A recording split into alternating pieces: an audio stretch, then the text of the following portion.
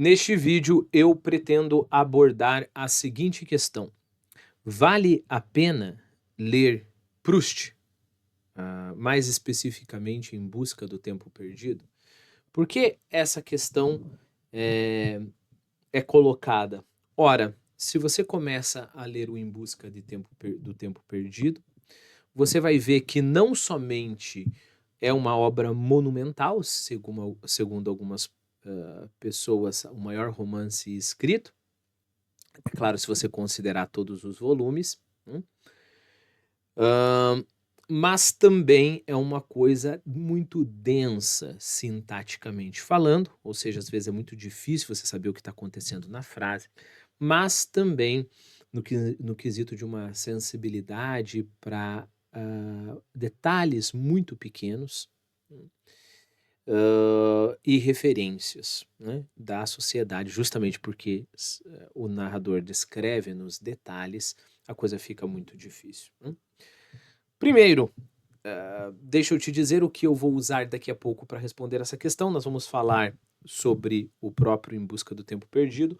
Nós também vamos falar do Retrato de Dorian Gray, um poema de Fernando Pessoa, no heteronômio Alberto Caeiro, e também sobre a obra de Camus chamada O Estrangeiro. Né? Então, primeiro de tudo, essa questão é muito estranha de se colocar. Né? Compensa ler Proust? O que é compensar?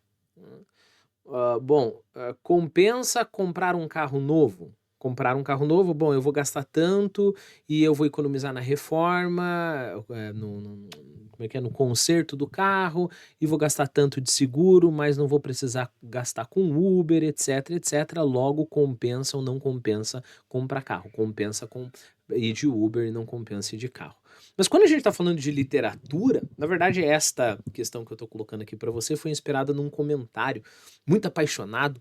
Eu fiz um pequeno vídeo falando sobre o Proust e a densidade dele, né, que requer muito tempo para se ler Proust. E uma pessoa toda apaixonada falou: não, isso daqui não compensa, se for para ler isso daqui, então eu vou ler outras coisas. Né? Bom, se você espera que você vai terminar todos os volumes do Em Busca de Tempo Perdido, vai estar lá $10.000 na sua conta, não compensa, não vai estar. Se você espera que depois que você terminar todos os volumes do Proust, as pessoas vão olhar para você e falar: olha, esse cara é muito culto, eu acho que não compensa tanto assim, porque você pode pedir para a inteligência artificial te resumir ali cada um dos romances, e você usa o ótimo recurso da mentira. Você mente para todo mundo que leu Proust, eu posso te garantir que você vai ter o mesmo status intelectual. Eu já li Proust em francês e em russo também, porque é só para me divertir. Né? Então não compensa. A questão que se coloca, então, é o que é compensar na literatura? Bom, em teoria não pode compensar. Não se pode compensar. Mas nós podemos tentar adaptar a questão e pensar no seguinte: uma das coisas que nós buscamos quando nós vamos à literatura é vida. Literatura é vida transformada em palavras. Eu canso de falar aqui neste canal que uma pessoa que chega aos 70 anos tendo uma vida de leitura boa, não é ler muito, é uma boa vida de leitura, a gente já fala sobre isso, ela vai ter vivido 750 anos, 800 anos, sei lá, depende do quanto a pessoa leu e de como, principalmente, a pessoa leu. Se a gente estabelece esse novo padrão e pensa, compensa ler literatura, então compensar é essa, digamos, essa média entre quanto de tempo para quanto de vida eu vou ter, correto? Quanto de experiência, vida nesse sentido, né? Lembre-se, se eu leio um livro sobre a Segunda Guerra Mundial, eu consigo viver em partes a experiência de estar na Segunda Guerra Mundial sem ter que correr o risco de levar um tiro na cabeça por um nazista, né? Então, isso é muito bom. Se a gente coloca a questão deste modo, então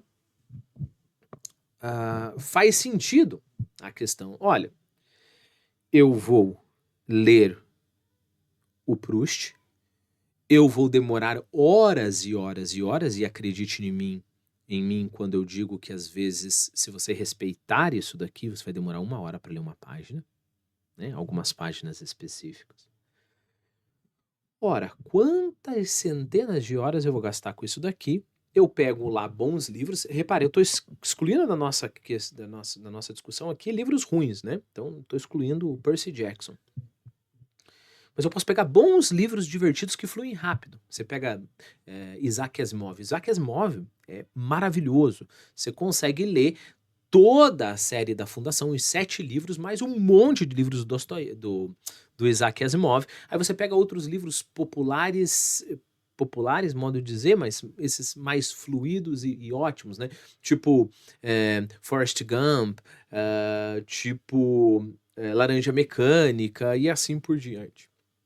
Você pode, de quebra, ainda jogar mais uns Agatha Christie's lá, que são divertidos também, e Stephen King, que muitas vezes escreve coisas muito boas, algumas vezes ele falha aqui e ali, mas é um bom autor, é um ótimo autor para se divertir, né? Então, de um lado, eu tenho só o Proust. Do outro lado, eu tenho, quem sabe, 50 livros. Ora, se eu olhar deste modo, não compensa. Eu lendo esses 50 livros, eu vou ter vivido muito mais do que se eu ler somente o Proust. E é nessa visão de vida enquanto expansão, vida enquanto aquilo que eu tenho mais e mais e mais e mais, é por essa visão que o Dorian Gray, digamos assim, vive. Se você não conhece o livro, só para te localizar, o Dorian Gray, ele recebe o dom da juventude eterna, modo de dizer. Não quero te dar spoilers, mas provavelmente você sabe. E influenciado pelo Lord Henry, que é um personagem muito importante, ele decide que quer viver, que quer experimentar de tudo, que quer conhecer tudo. Se você já leu o Retrato de Dorian Gray, você vai ver ali no final do capítulo 11 que dá tipo uma quebra no ritmo do livro. O livro vai com aquele ritmo de várias tiradas, né? O livro ama trabalhar com máximas, né? Epigramas, a gente chama essas máximas espirituosas, né? Então tem vários disso acontecendo, principalmente no Lord Henry. Tem o próprio Dorian Gray falando desse modo espirituoso, e a ação vai continuando, tem um pouco de profundidade interessante a cada parte do livro, mas quando chega na segunda metade do capítulo 11, tem uma longa lista que não acaba mais, que ele fala sobre várias coisas, as explorações do Dorian Gray. Então, por exemplo, quando ele fala lá dos perfumes, chegou um determinado momento que ele estava interessado em perfumes. E aí o narrador fala, estava interessado, blá blá blá, e no âmbar gris que ativava as paixões, e nas violetas que despertavam a lembrança de romances mortos, e no almíscar que perturbava o cérebro, e na magnólia que marcava a imaginação, e buscava muitas vezes elaborar a real psicologia dos perfumes. E aí ele vai voltar dando mais nomes de perfumes e o seu efeito. Depois, em outro momento, ele estava interessado em instrumentos. E aí ele, novamente, tem uma longa lista, vou ler só um pedacinho para você. Tunisianos sérios com cachecóis amarelos dedilhavam cordas tensas de alaúdes monstruosos, enquanto negros sorridentes batiam monotonamente em tambores de cobre, e acocorado em esteiras escarlates, indianos magros de turbante sopravam flautas de bambu, e aí vai continuar. Se você já leu, você vai ver que a coisa parece ser interminável. Aí ele se interessa por tapeçaria, e aí ele se interessa por moda, e aí ele se interessa por histórias, né? E, perceba, são o quê? Umas 20 páginas disso daqui. Só de, digamos assim, referência, né? Referência após referência, após referência, após referência.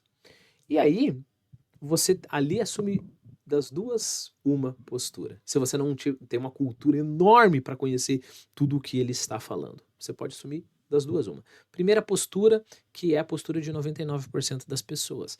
Você vai ignorar a grande maioria daquilo ali, ver que você consegue reconhecer uma coisa ou outra, se sentir alegre, né? Olha, eu conheço esse instrumento, eu conheço esse perfume, eu conheço essa tapeçaria, eu conheço esse quadro, e o resto você espera que acabe logo, porque realmente o final do capítulo é muito longo. Ou você vai fazer o que talvez 1% fez, que é buscar ponto por ponto ali todas as referências, né? E é um trabalhão enorme. Bom, ótimo. Isso nos prova que a literatura às vezes exige trabalho. Só que não é esse o ponto do vídeo. O ponto do vídeo agora é: será? Porque até agora, não sei se você reparou, eu estou concordando que não compensa ler Proust. Né? Por quê? Porque basta eu pegar a lista que nós temos no retrato de Dorian Gray para ver que se eu deixar o Proust de lado, eu vou conseguir ler e explorar e sentir o cheiro e escutar o instrumento de muitas coisas que Dorian Gray experienciou. Se Dorian Gray tivesse gastado o tempo dele lendo Proust, talvez ele não poderia ter feito tanta coisa. Ele poderia ter feito os dois porque ele tinha bastante dinheiro e viveu um tempão fazendo isso, né? Mas não é esse o ponto. Então, qual que é o ponto do vídeo? Qual que é a contraparte? A contraparte é uma coisa interessante que nós encontramos lá no livro O Estrangeiro, de Camus. Primeiro, tem essa cena muito desesperadora, que é uma cena de tédio total, digamos assim. O Meursault, que é o personagem principal, ele é preso, ele vai ser guilhotinado. E os franceses tinham esse tipo de sistema penitenciário em que você colocava o cara isolado ali e nada. Era o cara e a parede branca. Era isso, era o cara e a parede branca. Ele não podia ler. E ele encontrou uma historinha que estava ali escondida clandestinamente, uma historinha de meia página.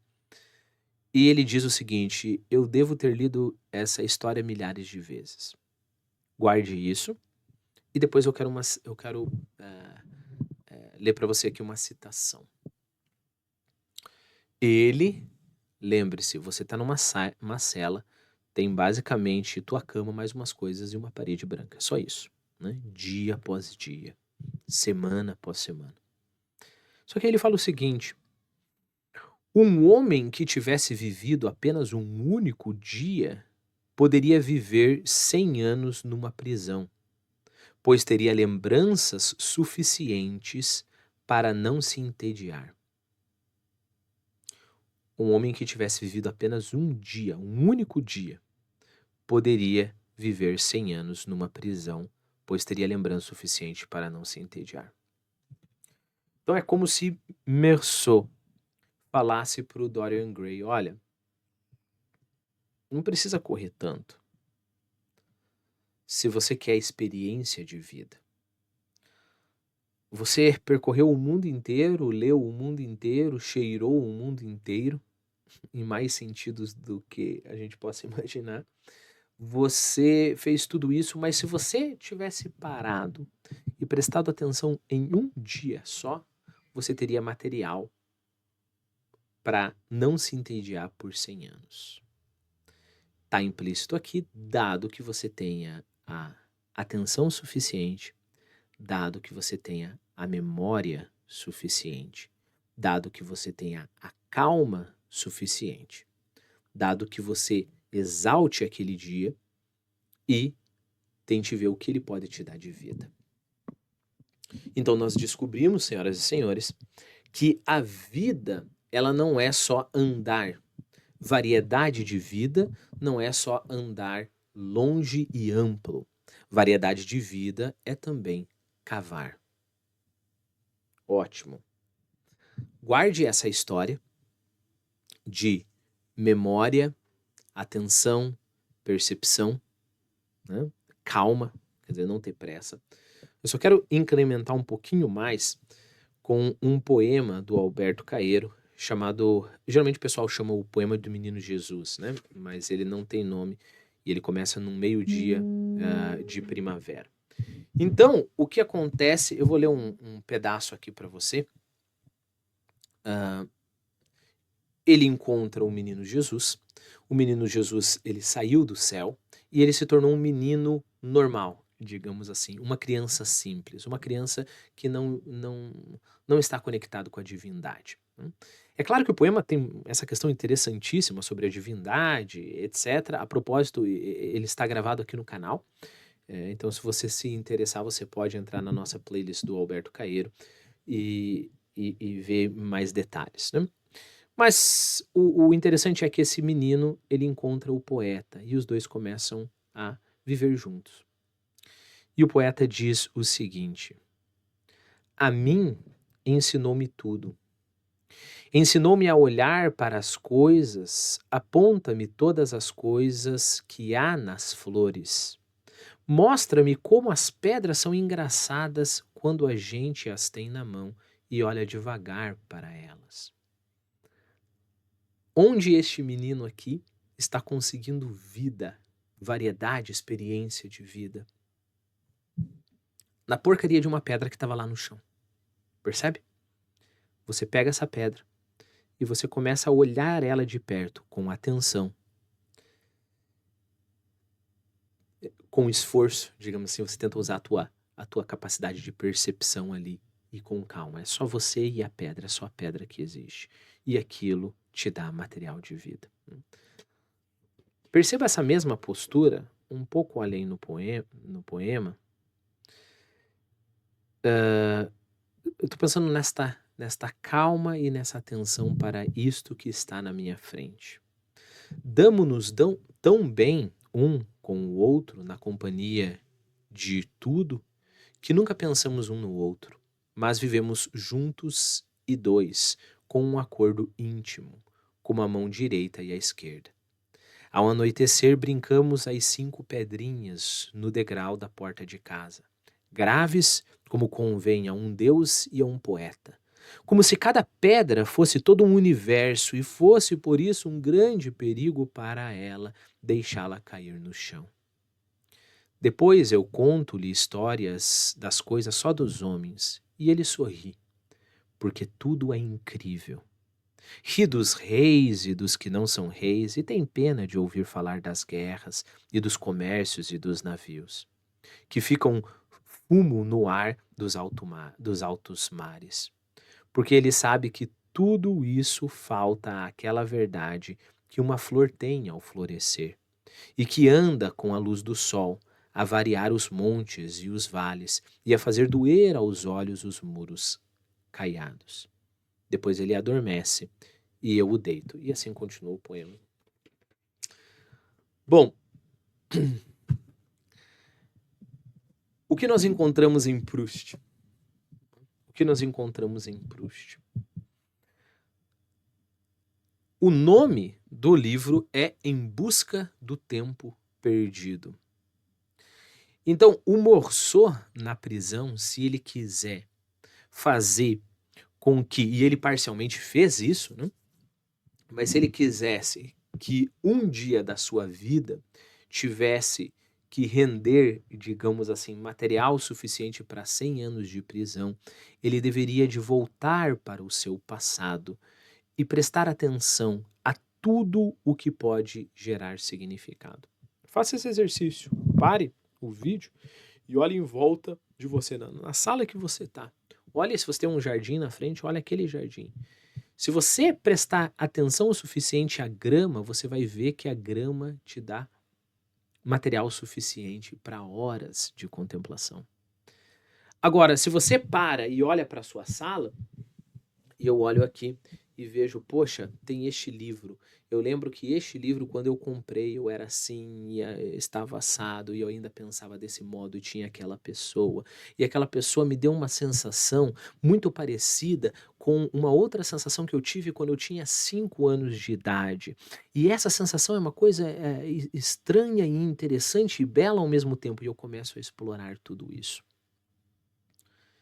E só nessa sala, se você fizer o exercício com atenção o suficiente, perspicácia suficiente, percepção o suficiente, você conseguiria escrever um belo livro. Eu conseguiria escrever um belo livro e você também, se fôssemos Proust. Percebe? Então, o que que Proust faz? Bom, Em Busca do Tempo Perdido. Eu vivi 30 anos, 40 anos, e tem toda essa vida que alimentaria, pelas contas do Meursault, alimentaria milhões, milhares de anos na prisão, né? Extrapolando a conta dele, milhões de anos. Ora, o que que adianta eu viver querendo mais, mais, mais, mais e mais e mais, como o Dorian Gray, se eu deixei para trás capital suficiente para milhares de anos numa prisão com tédio completo? É isso, senhoras e senhores, que nós tentamos fazer quando nós lemos o Proust com respeito. Eu tô pouco me importando se uma página disso daqui, meia página, como frequentemente acontece. A propósito, eu estou lendo aqui no canal o Em Busca do Tempo Perdido, de capa a capa. Quer dizer, estou tentando, né? Nós estamos bem no começo, mas já tem lá 77 vídeos. Eu estou pouco me lixando se a gente gasta um vídeo inteiro de 15 minutos para um meio parágrafo, meia página, um parágrafo. Por quê? Porque Proust estava pouco se lixando se o livro dele ficaria com 200, 300, 500, 2.000, 3.000 páginas. O que ele precisava, e precisava, digamos assim, urgentemente, era recuperar esse tempo perdido. Era essa vida que ele simplesmente foi vivendo e não conseguiu parar e olhar a pedra com devida atenção. Bom, então você está convidado para participar desse projeto, que seguramente não é um projeto de terminar em 2, 3 meses, mas é um projeto muitíssimo necessário.